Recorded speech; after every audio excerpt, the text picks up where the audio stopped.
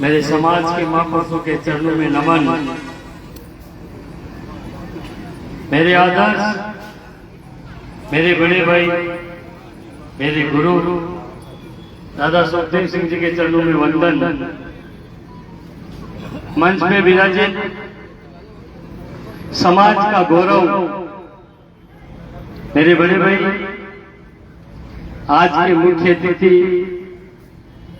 पवन सिंह जी पलाड़ा साहब, इंद्र सिंह जी वाघा साहब आगावास, मेरे बड़े भाई विश्वेंद्र सिंह जी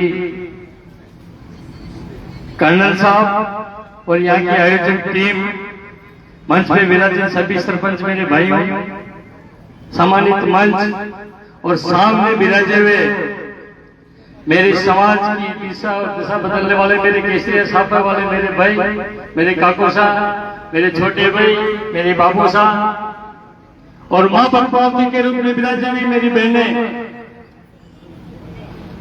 मैं धन्यवाद देना चाहूंगा इस आयोजक समिति को कि समाज के महापुरुषों की जयंती आपने महाराणा प्रताप, महाराणा सांगा, पृथ्वीराज चौहान और आज वीर योद्धा दुर्गादास जी की जयंती आपने मनाने का निर्णय लिया और आपने आज शुरुआत की, तो बहुत बहुत सौभाग्य की बात है। हमारे समाज के वीरों को अगर समय समय पर हम याद करते रहेंगे तो ये समाज के योद्धा, समाज के वीर, ये हम लोगों के रहेंगे, नहीं तो आज आने वाला समय हमारे वीर योद्धाओं को भी लोग अपने पूर्वज बताने लग गए। समाज के कोई भी वीर योद्धा किसी भी जाति विशेष का नहीं होता।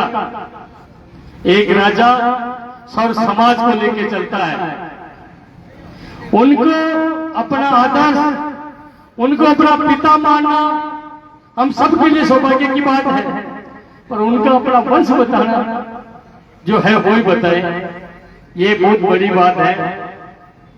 मुझे मौका मिला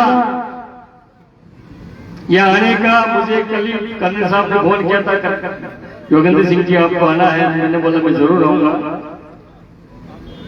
मैं आपको और बहुत ज्यादा विराजे में बोलना चाहूंगा क्योंकि मैं सामाजिक कार्यकर्ता हूं और सामाजिक कार्यकर्ता को समाज के लोगों के सामने बोलने का मौका मिलता है।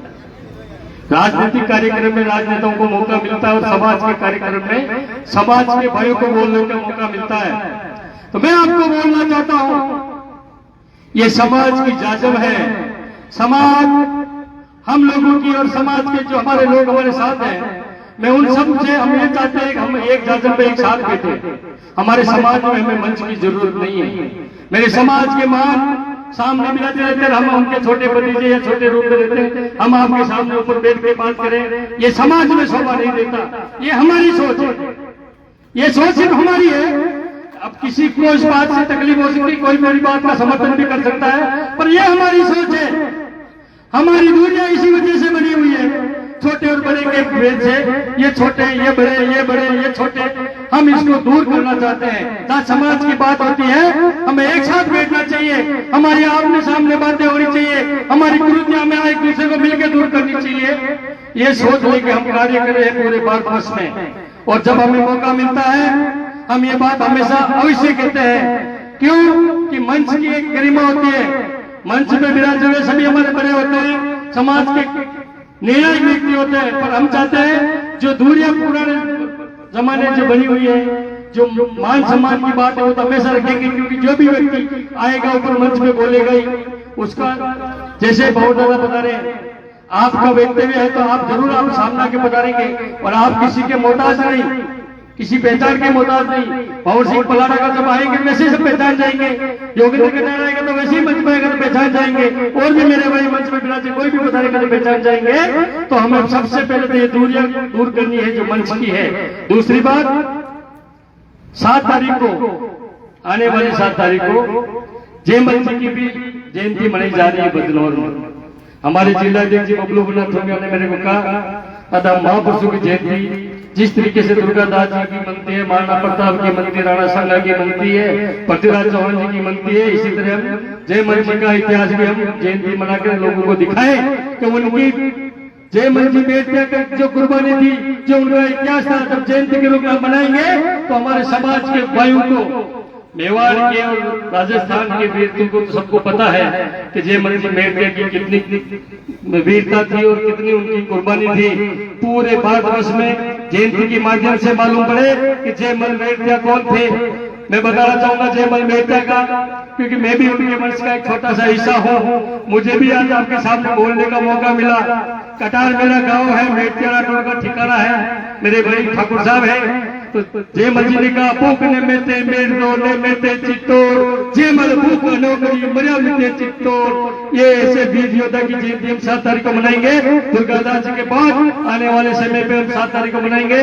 मैं आप सबको एक ही बात कहूंगा, कि मुझे मौका मिल गया मंच पे तो हाथ जोड़ करके एक रहेंगे, नेक रहेंगे तो आने वाले समय में हमारी वैल्यू और हमारी पूछ होगी। राजपूत समाज की जो दुर्दशा होती जा रही है, एक एक करके हर राजनीतिक पार्टी हमें दरकिनार कर रही है। उनको पता है ये समाज बहुत ताकतवर है, पर इनको एक करना बड़ा मुश्किल है। और आज ये साबित हुआ और हर आने वाले समय में ये साबित हो रहा है, क्षत्रिय समाज एक है। जब वो ठान लेता है तो पत्थर को भी पानी कर देता है। तो मेरे भाइयों, मैं तो आपसे मंच के माध्यम से एक ही, मेरी माताओं, आपसे एक ही अरदास करूंगा, हमें सबको एक रहना है। और वक्त जरूरत जहाँ जरूरत पड़े उस समय ये साबित करना है कि क्षत्रिय समाज क्या कर सकता है। समय का अभाव है। मैं आप सबसे, मुझे बुलाया पूरे आयोजक समिति को और मेरे सामने विराजे हुए सरदारों को दिल से नमन करता हूँ। जय मां भवानी, जय मां काली। धन्यवाद योगेंद्र गुना, आपने बहुत अच्छा अपना उद्बोधन दिया और हमसे ये आह्वान भी किया कि हम सब लोग एक जानते रहे, एक आवाज में रहे, एक विचार में रहे। अगर हमारे में एकता रहेगी, एक विचार रहेगा, एक बात रहेगी, तो हमारा समाज सब समाजों को साथ लेकर चलने वाला अग्रणी समाज है। तो हम अपनी प्रतिष्ठा सदैव बरकरार रखें। धन्यवाद। अब मैं उद्बोधन के अगले क्रम में हमारे